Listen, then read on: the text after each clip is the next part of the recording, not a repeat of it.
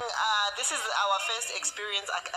We just wanted to see how things are being done before we go to Nigeria and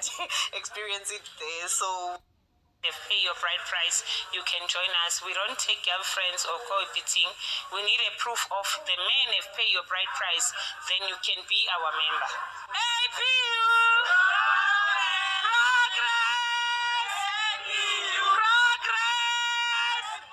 This August meeting,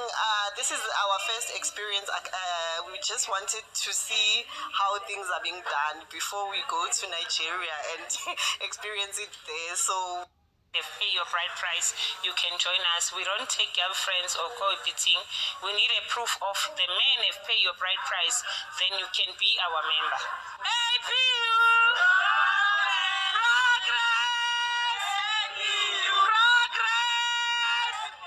This August meeting. Nekwa ụmụ anụmanụ. But nke like that side in like ebe a bụ nke fasi na fa chọkwa girlfriend no na fa ye make sure na akwụ bride price ke fa we make sure na unu je dokpunye igbu ego ebe a na akwụ bride price ndị agwago m unu ihe emego m ife onyonyo bride price ndị a ikwu ụgwọ isi ndị ọkwa igo efi ka one ha ya gwa iko awone fanidi igosie yi mese bride price ndị obodo a ihe make sure na ije gbatani na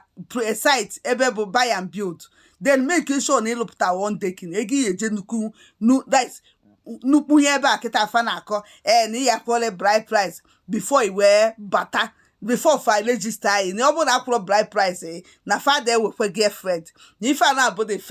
first meeting ọkwa August meeting ka fa na-eme elifa for their mind ekwa August meeting na-eme na ebe ọ bụ ebe nke nwaanyị ọ bụrụ ebe nke nwoke ka a na-eme a na-awọli unu organizers na-eme ihe organize na still that money ya eji wee je help ndị enwere ka ọlafa na ala Igbo ewere edokpunye ebe a na-eme organize August meeting ala gbagbukwa unu ebe a gị mbụ August meeting a na-eme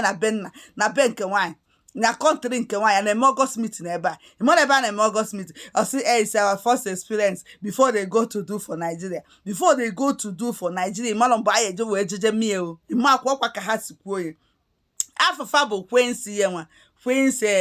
kwensi gene de afa meeting fa mmepere ekwa the thing again ka ịghọta ya na akọwala ya ebe a na ndị elili bụ ndị elili fajezie organize battle for August meeting n'obodo a ifere megbukwa ọnụ kwefu comment dị na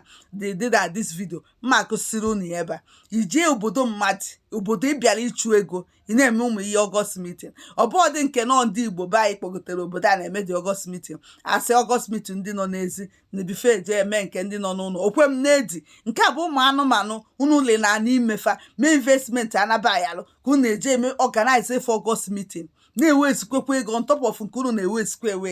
emesikwa ihe niile abụkwa babash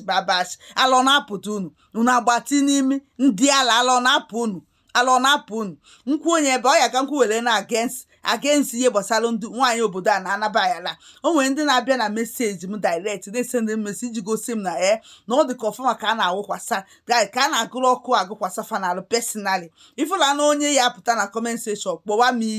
kpọwa m iyi daịtị ọkpọchikọrọ ma na ọnyanwa na o so na ndị ụmụ anụmanụ ajeli na n'ikpe nwaanyị obodo na-eme investment anabayalụ ma ego iji wee kwụ ụgwọ isi ma ego iji wee mee ya n'elu because I nwere video m before gwu na o nwere one girl bata na-agafe na akpọ ya ọsị na ọ like ndị Igbo na ndị Igbo ndị Naijiria na-aya ego n'elu ya ego n'elu ikpu ego ihe eji wee gboo mkpa na obodo Naijiria ọ bụgodo na ego nwa karị ya akarị na ụlọ nne na ahụghị na o nwere ife iji eme ịmalụ were helpụọ ndị mmadụ were jeme investment n'ala Igbo were ya n'elu wee dọkpụ go how many cow iyi ego cow zuru ego eji wee lụta one day ekwa iwe wukwara ya jeme organize August meeting because of bụ organizers na ụmụ anụmanụ ụmụ nwanne unu nwoke bụ organizers ndị filu na ha na-azụ akpa afịa n'obodo a na fa bụ ike ibu ike kedu ife iji ike wee mepụta ibu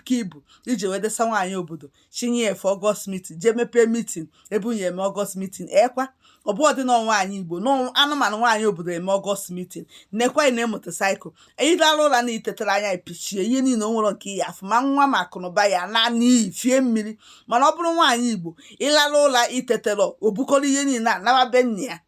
nawa amin nawa natawa ana Igbo nawa be bunu ndị bụ na afọdụnụ nke